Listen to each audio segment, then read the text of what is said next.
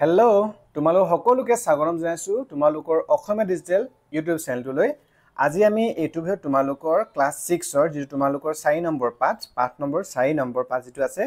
ৰুগৈ বলা গছৰ পুলি। এই যি পাঠটো আছে তোমালোকৰ এই পাঠটো আজি আমি সুন্দৰকৈ পঢ়িম আৰু সুন্দৰকৈ আলোচনা কৰিম। ঠিক আছে, তোমালোক কাৰোবাৰ যি পঢ়াত কিবা অসুবিধা পাইছা বা বুজাত কিবা অসুবিধা আছে তেতিয়াহ'লে ভিডিঅ'টো প্ৰথমৰ পৰা শেষলৈকে চাবা। আমি সুন্দৰকৈ প্ৰথমৰ পৰা শেষলৈকৈ সুন্দৰ লাহে লাহে পঢ়ি যাম আৰু আলোচনা কৰি যাম। ঠিক আছে, তোমালোকে এই পাঠটো এটা নাট্য আকাৰে মানে নাটক আকাৰে সুন্দৰকৈ দিছে কিহৰ গছপুলি ৰোৱাৰ ওপৰত। মানে আমাৰ যিটো কি বুলি বন মহোৎসৱ সুন্দৰ ছবি ইয়াত তোমালোকে দাঙি ধৰিছে। কি কৈছে চোৱা, প্ৰথমতে আমি ইয়াত দিছে তোমালোকক ইয়াতে এটা পেৰেগ্ৰাফত দিছে, গোটেই পৃথিৱীখনেই আমাৰ ঘৰ বুলি কৈছে। এই পৃথিৱীৰ মাটি, পানী, বায়ু, গছ গছনি, জীৱ জন্তু আদি আমাৰ পৰিয়ালৰ অংগ। পৰিয়ালটোৰ সকলো সদস্যৰ সুখ শান্তিৰ বাবে আমি আমাৰ চৌপাশৰ পৰিৱেশ সুন্দৰকৈ ৰাখিবই লাগিব। পৰিৱেশ ৰক্ষাৰ বাবে গছপুলি ৰোপণ হ'ল অন্যতম উপায়। গছে জীৱকুলক আশ্ৰয়, খাদ্য আদিকে ধৰি বিভিন্ন প্ৰকাৰে সহায় কৰে। পাঠটিত গছপুলি ৰোৱাটো এক উৎসৱ হিচাপে প্ৰতিপন্ন কৰিবলৈ প্ৰয়াস কৰা হৈছে। কৈছে কি বোলে গছপুলিৰ ওপৰত মানে কি কৈছে যে আমাৰ গোটেই পৃথিৱীখন আমাৰ ঘৰ হয়নে। আমি গোটেই পৃথিৱীখন জীৱ জন্তু মানে প্ৰাণী বসবাস কৰিবৰ কাৰণে বাকী আমাৰ মানুহ হিচাপে বাচি থাকিবৰ কাৰণে আন জীৱ জন্তু গছ গছনিবিলাকো থাকিব লাগিব। তেতিয়াহে আমি সকলোৱে এটা আনটোৰ পৰিপূৰক হৈ আমি জীয়াই থাকিব পাৰিম হয়নে। সেইকাৰণে কৈছে যে এই পৃথিৱীৰ মাটি, পানী, বায়ু, গছ গছনি, জীৱ জন্তু আমাৰ সকলো আমাৰ পৰিয়ালৰ একোটা অংগ বুলি কৈছে। এই পৰিয়ালটোৰ সকলো সদস্যৰ সুখ শান্তিৰ বাবে আমি আমাৰ চৌপাশৰ পৰিৱেশ সুন্দৰকৈ ৰাখিবই লাগিব হয়নে। আৰু পৰিৱেশৰ গছপুলি ৰোপণত অন্যতম গছ গছনিৰ পৰা আমি কিমান মানে সকলো বস্তু আমাৰ খাদ্য বস্তুৰ পৰা আৰম্ভ কৰি প্ৰাকৃতিক যি ভাৰসাম্যতা, উশাহ নিশাহৰ বাবে যি অক্সিজেন সকলো আমি গছ গছনিৰ পৰা পাওঁ হয়নে। গছে জীৱকুলক আশ্ৰয় দিয়ে কৈছে, আমাক থাকিবলৈ আশ্ৰয় দিয়ে, খাদ্য দিয়ে, এইবিলাক কৈছে। আৰু পাঠটোত গছপুলি ৰোপণৰ এক উৎসৱ হিচাপে পালন কৰিবলৈ প্ৰয়াস কৰা হৈছে। তোমালোকে কৈছে তাৰপিছতে পঢ়া বুলি কৈছে, পঢ়িবলৈ কৈছে। ঘোষকে ক'ব গৈছে, ঘোষক মানে যোনে নেকি তোমাৰ এটা অনুষ্ঠান নাট্য অনুষ্ঠান বা কিবা অনুষ্ঠান হৈ আছে সেই মহোৎসৱ ঘোষকে কৈছে যে কি মাননীয় ৰাইজ, আজিৰ পৰা বন মহোৎসৱ আৰম্ভ হৈছে। আমাৰ চুবুৰীৰ মইনাহঁতে বন মহোৎসৱ কেনেকৈ পালন কৰিবলৈ আছে এয়া চাওকচোন কৈছে। মাননীয় ৰাইজ, আজিৰ পৰা আমাৰ কি বন মহোৎসৱ আৰম্ভ হৈছে। আমাৰ চুবুৰীৰ মইনাহঁতে মানে ছাত্ৰ ছাত্ৰীসকলৰ কথা কৈছে আৰু বন মহোৎসৱ কেনেকৈ পালন কৰিবলৈ ওলাইছে এয়া চাওকচোন বুলি কৈছে। প্ৰথম দৃশ্য নাটকৰ যেনেকৈ দৃশ্য হয় নাট্য দৃশ্য এনেকৈ প্ৰথম দৃশ্য প্ৰথমতে কি কৈছে, পঢ়া কোঠাৰ টেবুলত মননে গুণগুণকৈ গান এটা গাই ছবি আঁকি আছে। তেনেতে তাৰ লগতে ষষ্ঠ শ্ৰেণীত পঢ়া সুমনা আৰু ঋতুপন সোমাই আহিব গৈছে। মানে কি কৈছে, তোমালোকৰ নাট্য পঢ়া টেবুলত আৰু গুণগুণকৈ গান এটা ছবি আঁকি আছে। এনেতে কোনে তাৰপিছতে লগৰ কোনে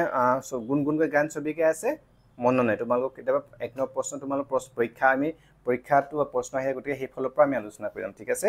মননে ছবি আঁকি আছে। তেন্তে তেওঁলোকৰ পঢ়াৰ ৰুমত কোন কোন সোমাই আহিলে, সুমনা আৰু ঋতুপন। ইয়াত ছবিত তোমালোক লিখিছে চোৱা, এইফালে মনন হয় আৰু সুমনা আৰু ঋতুপন সোমাই আহিছে। আৰু মননে গুণগুণাই থকা গানটো কেনেকৈ আছে চোৱা, ৰং আহে পাখি মেলি, ৰং আহে পাখি মেলি, ওলালে হৌ নতুন বেলি, আহা হবে ৰং মেলালৈ যাওঁ।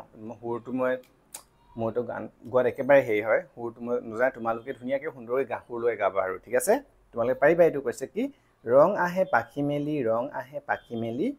ওলালে হৌ নতুন বেলি, আহা হবে ৰং মেলালৈ যাওঁ, সুমনা আৰু ঋতুপন সোমাই আহে। সেই গান গাই থাকোঁতে সুমনা আৰু ঋতুপন সোমাই আহে কৈছে। সুমনাই কৈছে তাত, বা মনন ছবিও আঁকিছা, গানো গাইছা, একদম বেলেগ আৰু দেই। কোনে কৈছে, সুমনাই কৈছে কাক, মননক কৈছে যে কি ছবিও আঁকি আছা, গানো গাইছা, একদম বেলেগ আৰু দেই। মানে লগৰবিলাকে যেনে কথা পাতে ঠিক তেনেকুৱা এটা ইয়াত আমাৰ লেচনটো পাঠটোত মানে তোমালোকক দিছে চোৱা। তেতিয়া মননে কৈছে, বহা সুমনা, বহা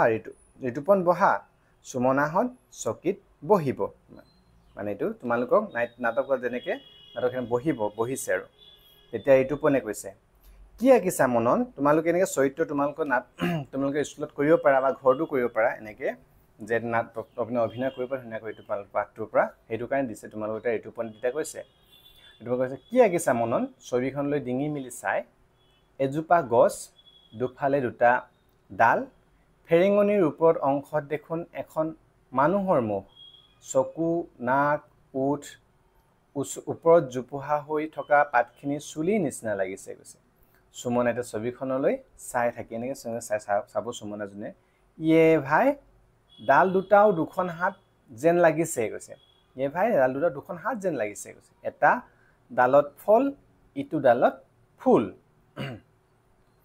মননে কৈছে তেতিয়া আজিৰ পৰা বন মহোৎসৱ সপ্তাহ আৰম্ভ হ'লেই নহয় এই ছবিখন মই প্ৰদৰ্শনীত দিম ভাবি চোৱাচোন চাবলৈ গ'লে গছবিলাক আমাৰ মৰমীয়াল আপোন মানুহৰ নিচিনা নহয়নে বাৰু কৈছে ফুল দিয়ে ফল দিয়ে শীতল চাহ দিয়ে মই ছবিখনত সেই ভাৱটোকে ফুটাই তুলিব খুজিছোঁ ওপৰত গছজোপাৰ ডালে উৰি অহা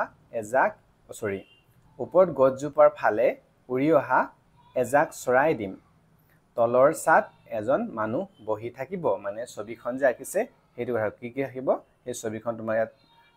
তোমালোক ছবিখন যে এই ছবি আঁকিছে যে এই ছবিখনত মানে তেনেকুৱাবিলাক থাকিব বুলি এই ছবি অঁকা দেখুৱাই চোৱা তোমালোকক এইবোৰ চুলি চকু এনেকৈ নাক মানুহৰ দৰে একদম গছজোপা মানুহৰ দৰে তেনেকৈ আঁকিছে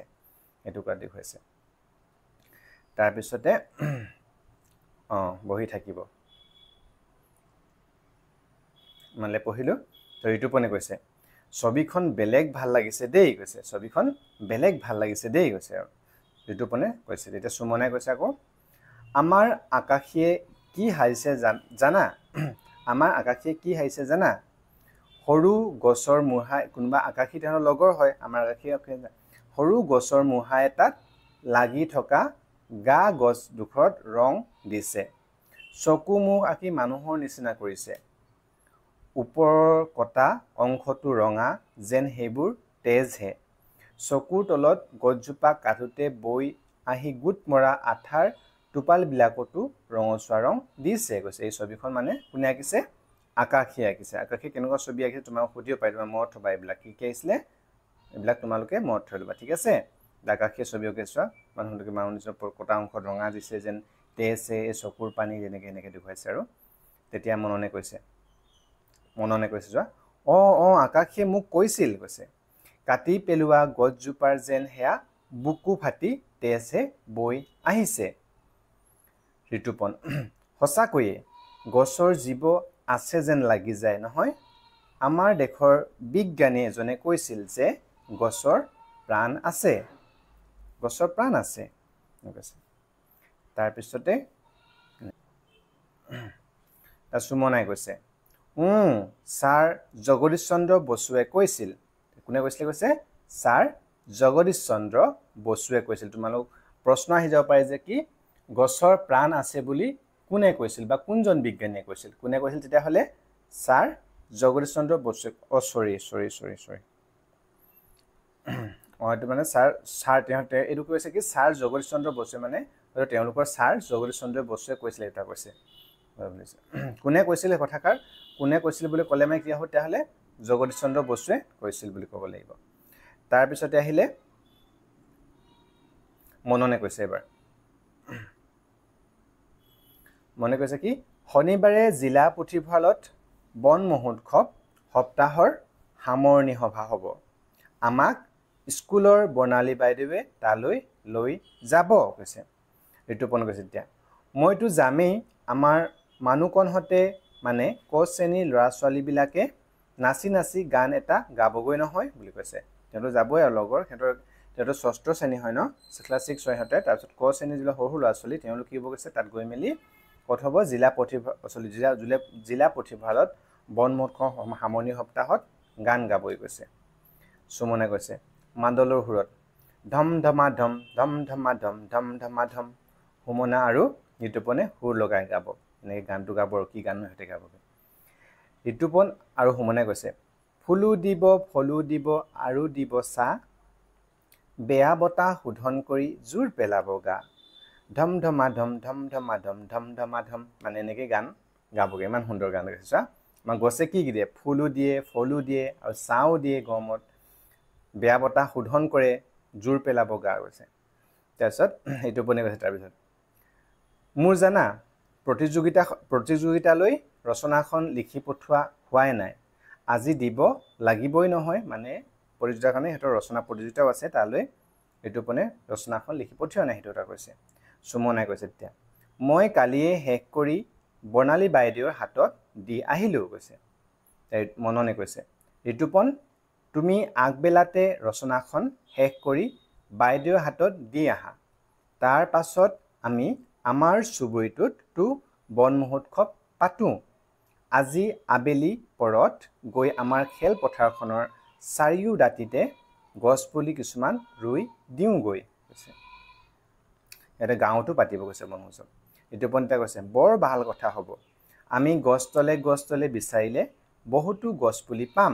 কাৰণ গছপুলি ৰুবলৈ এটা গছপুলি বন মহোৎসৱ পাতিবৰ কাৰণে গছপুলি ৰুই দিম গৈছে নহয় তাৰ কাৰণে গছপুলি লাগিব আমাৰ আমি গছপুলি যে চাওঁ তোমালোকে চোৱা মানে তোমাক কথা এটা লিখিছে আমি যেতিয়া নেকি আমাৰ ওচৰে পাজৰে আমি তোমালোক গছৰ গুৰিবিলাকত চাবা যিবিলাক গছ থাকে তালতে সৰু সৰুহে গছ নিজে জ্বলি কৰি থাকে আমি বজাৰৰ পৰা কিনি গৈ নৰুলেও হয়নে সেইকাৰণে গছপুলি পাম কৈছে আমলখি শিলিখা তেতেলী বগৰী কাঞ্চন ফুলৰ পুলি ইত্যাদি পাম কৈছে সুমনাই কৈছে কিন্তু পুলিবোৰ যে গৰু ছাগলীয়ে খাই পেলাব এইটো এটা কথা ঠিকে হয়নে যেতিয়া আমি বা ক'বাত আমি মুকলি ঠাইত গছ পুলিবিলাক ৰুই দিওঁ ধুনীয়াকৈ তেতিয়া যে গৰু ছাগলী আহি খাইতে গছজোপা মৰি যায় কাৰণ এতিয়া প্ৰথম অৱস্থাত সিহঁতে খুব আলসুৱা হৈ থাকে গছ পানী ভালকৈ সাৰ পানী বা চাহ নেপালে মানে আৰু লগতে যদি গৰু ছাগলী খাই দিয়ে আৰু মৰি যায় সেইটো কথা কৈছে আৰু আমি তেতিয়া ঋতুপৰ্ণে কৈছে ক্লাবৰ নবীন দা দীপ দা বাবুল দাদাহঁতে জেৰুৱা দি বেৰি দিব তেওঁলোকক আমি লৈ গৈ ক'লেই হ'ল কৈছে যিহেতুকে সুমনা ঋতুপৰ্ণ মননহঁতে সৰু সৰু ক্লাছ 6ৰ ছাত্ৰ ছাত্ৰী হয়নে এতে কৈছে যে ক্লাবৰ যেটো গাঁৱৰ ক্লাব আছে সেই ক্লাবটোৰ নবীন ডাঙৰ দাদাহঁত যিহেতু নবীন দা দীপ দা বাবুল দাহঁতে জেৰুৱা দি দিব তেওঁলোকক আমি গৈ ক'লেই হ'ল কৈছে তেতিয়া মননে কৈছে ঠিক আছে আমি 3মান বজাত গৈ হেন্দুৰী আমজোপাৰ তলতে গোট খাম মানুকন ৰিমজিম আকাশী সিহঁতকো ক'বা মোক বাল্টি লৈ আহিব ৰুৱা পুলিবিলাকত পানী দিব লাগিব কৈছে কাৰণ গছপুলি ৰুলে নহ'ব হেনে তাত পানী দিব লাগিব ভালকৈ জেউৰা দিব লুতেহে ভালকৈ বাচি থাকিব নহ'লে ক'ৰবাত গছপুলিটা আছে তাত যি আছে ধুনীয়াকৈ আমি তাৰ পৰা উখালি কি কৰোঁ তৰে ৰুই দিওঁ তাৰপিছতে কি কয় ওলোটাকে আমি কি কয় সেই গছপুলিটো মাৰি পেলোৱাহে হয় ভালকৈ যে আমি আপডাল নকৰিলে মৰি যাব গতিকে গছপুলি ৰুৱাতে সদায় আমি কি কৰোঁ ভালকৈ তাক আপডালো কৰিব লাগে তাৰপিছতে সুমনাই কৈছে সবকে হাতে হাতে কোৰ খন্তি হাতুৰা লৈ আহিবলৈ কম নহয় জানো কৈছে এইবিলাক গছ পুলি ৰুব লাগিবই কোৰ লাগিব খন্তি হাতুৰা লাগিব হয়নে মৰণে কৈছে কবা চোৱা ঋতুপৰ্ণ তোমালোকৰ ঘৰত যে শুকান গোবৰ গুৰি কৰি থোৱা আছে তাৰে মুনা লৈ আহিবা কৈছে এতিয়া সাৰো লিব লাগিব গছ পুলিবৰ কাৰণে সাৰ পানী ভালকৈ পালেহে গছজোপা লহপহকৈ বাঢ়িব সেইকাৰণে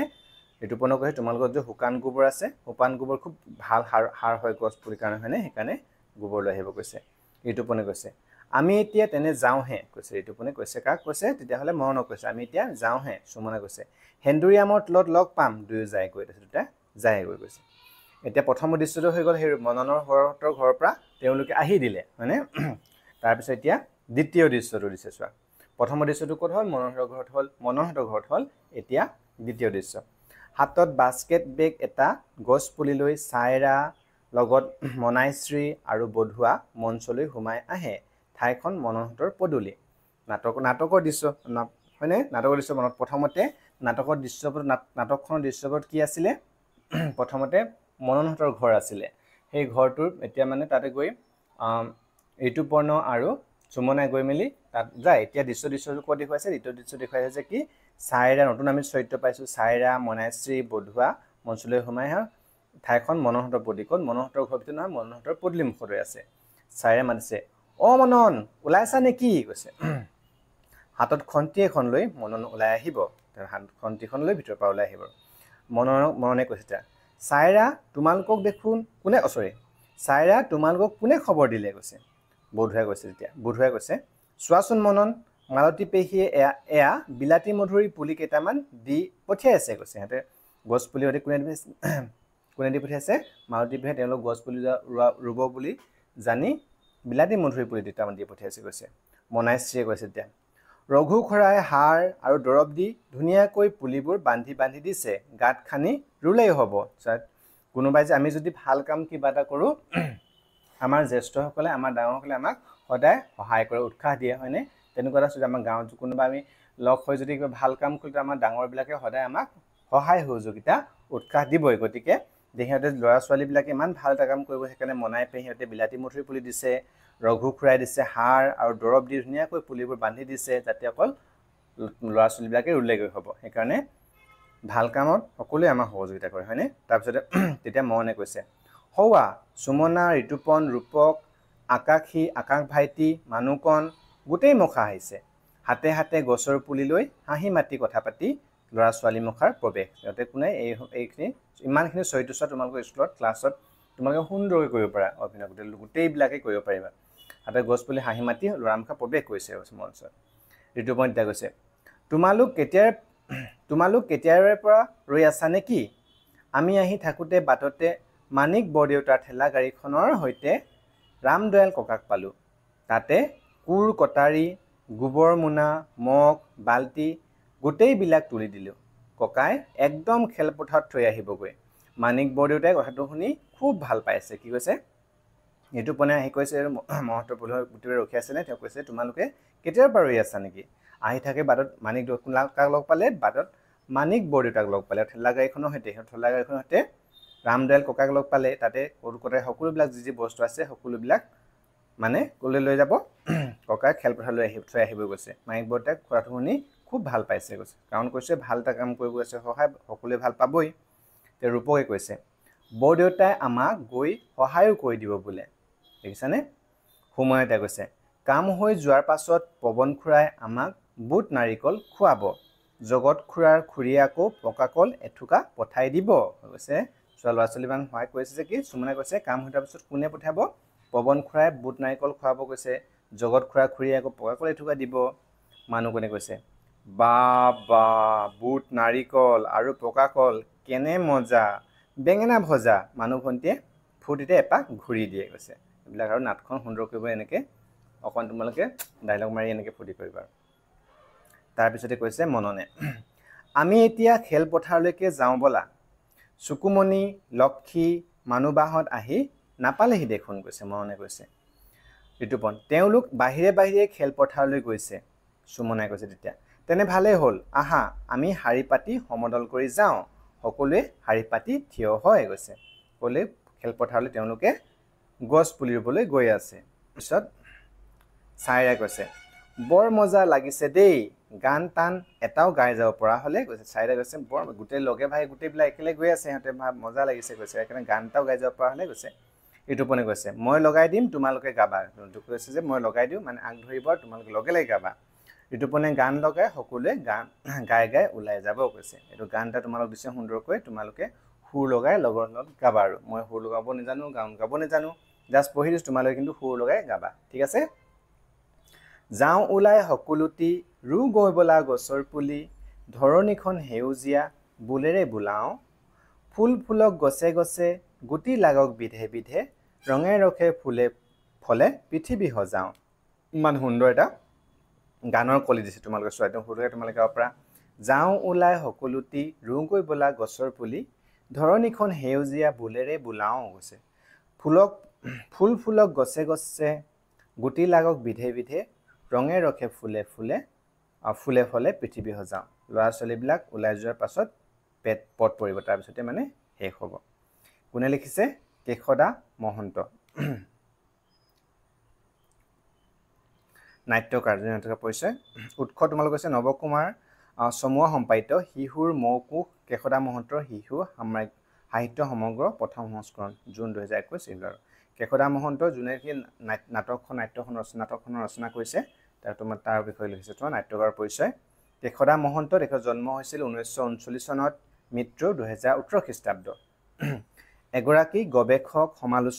সমালোচক আৰু শিশু সাহিত্যিক তেওঁ ৰচনা কৰা কেইখনমান শিশু উপযোগী গ্ৰন্থ হ'ল মহাভাৰতৰ সাধু দুটামান কওঁ ৰঘুবংশৰ কথা ৰামায়ণৰ সাধু দুটামান কওঁ মৌকুহৰ কৰ্মী প্ৰজা সেউজী ধৰণী ধুনীয়া আদি তেওঁ জগদ্ধাত্ৰী হৰমোহন দাস সাহিত্য বঁটা অসম সাহিত্য সভাৰ বসন্তী বৰদলৈ সোঁৱৰণী বঁটা আৰু দুৰ্গাধৰ বৰকটকী সোঁৱৰণী বঁটা সন্মানেৰে সন্মানিত হয়। ইয়াৰ উপৰি তেওঁ অসমীয়া ৰামায়ণী সাহিত্য কথাবস্তুৰ আঁতিগুৰি গ্ৰন্থৰ 2010 খ্ৰীষ্টাব্দত সাহিত্য একাডেমী বঁটা লাভ কৰে গৈছে। ঠিক আছে, আমাৰ নাটকখনে কোনে ৰচনা কৰিছে তেতিয়াহ'লে কেশৱদাস মহন্তই। গতিকে এটা খুব সুন্দৰ এটা পাঠ আমি পঢ়িলোঁ। তোমালোকে সুন্দৰকৈ স্কুলত তোমালোকৰ সকলৰ লগত মিলি সুন্দৰকৈ এই নাটখন অভিনয় কৰিব পাৰা। তোমালোকে ছাৰ বাইদেউতে সহায় কৰিবই। তোমালোকৰ যে কিবা অনুষ্ঠান হয় তাত সুন্দৰকৈ তোমালোকে নাটকখন অভিনয় কৰিবা। ঠিক আছে, আৰু আজি আমি পাঠটো পঢ়ি আমি যে পাঠটো এতিয়া পঢ়িলোঁ, তোমালোকে যি তোমালোকৰ অলপ সহায় হৈছে বুলি যদি ভাবিছা, তোমালোকে বুজি পাইছা, তেতিয়াহ'লে ভিডিঅ'ত লাইক এটা কৰিবা, তোমালোকৰ বন্ধু বান্ধৱীৰ লগত শ্বেয়াৰ কৰি দিবা, আৰু যদি কোনোবা নতুনকৈ আছে চেনেলটো ছাবস্ক্ৰাইব কৰি দিবা। ঠিক আছে, আৰু তোমালোকে যদি আমাৰ এই চেনেলত আমি এনেকুৱা এটা ছিষ্টেমো কৰিছোঁ, তোমালোকৰ যদি কাৰোবাৰ তোমালোকৰ হোমৱৰ্ক কৰাত বা কিবা বুজি পোৱা কিবা থাকি গৈছে, তোমালোকৰ গোটেই বছৰটোৰ কাৰণে তোমালোকে যদি কিবা যে অসুবিধা হয় পঢ়াত, সেই সকলোবিলাকত তোমালোকে আমাৰ এই অসমীয়া যিটো চেনেল হয় তাত তোমালোকে জইন হ'ব পাৰা। তেতিয়া আমি তোমালোকক যিকোনো তোমালোকৰ অসুবিধা হ'লে আমি ভাৰ্চুৱেলি অনলাইন তোমালোকক হেল্প কৰিবলৈ আমি আগবাঢ়িম। তোমালোকৰ অনলাইন ক্লাছো মাজে মাজে, বা তোমালোকে যদি কিবা প্ৰশ্নোত্তৰ বিচাৰা, কিবা বুজি পোৱা নাথাকে, সেইবিলাক আমি সকলোবিলাকত তোমালোকক আমি সহায় কৰিম। তোমালোকে যদি আমাৰ মেম্বাৰশ্বিপ জইন বটন কৰি মেম্বাৰশ্বিপ লোৱা। ঠিক আছে, থেংক ইউ।